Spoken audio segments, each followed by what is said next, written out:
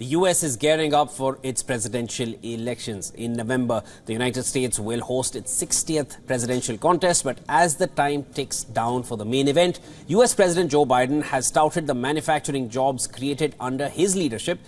According to the Bureau of Labor Statistics, Joe Biden has managed to create 776,000 jobs in the country. On the other hand, incumbent President Biden is also holding a 1-point lead over former President Trump in a national survey. As the two head towards a likely rematch in November, the Reuters Ipsos poll found that Biden is leading Trump with a 39% of support among registered voters compared to the former president's 38%. It is important to note here that Biden's lead was within the survey's 1.8 percentage point margin of error.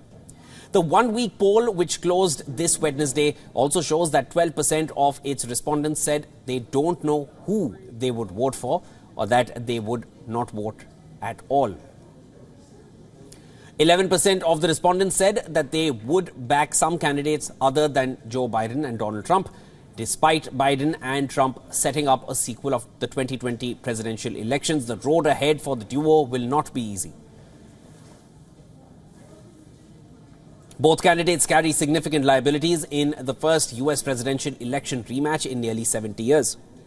The last presidential rematch came in 1956 when Republican President Dwight D. Eisenhower again defeated Adlai Stevenson, the Democratic opponent he had 4 years prior. Although this time around in 2024, voters are concerned about 81-year-old incumbent president's age, questions are being regularly raised about Joe Biden's age. There are deep reservations about his ability to assume the presidency for another 4 years.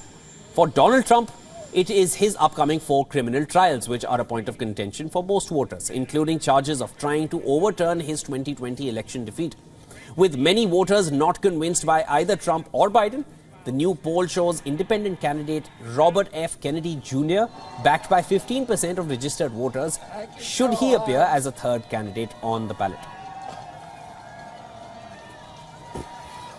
People stop me everywhere at airports, at hotels and malls, on the street, and they remind me that this country is ready.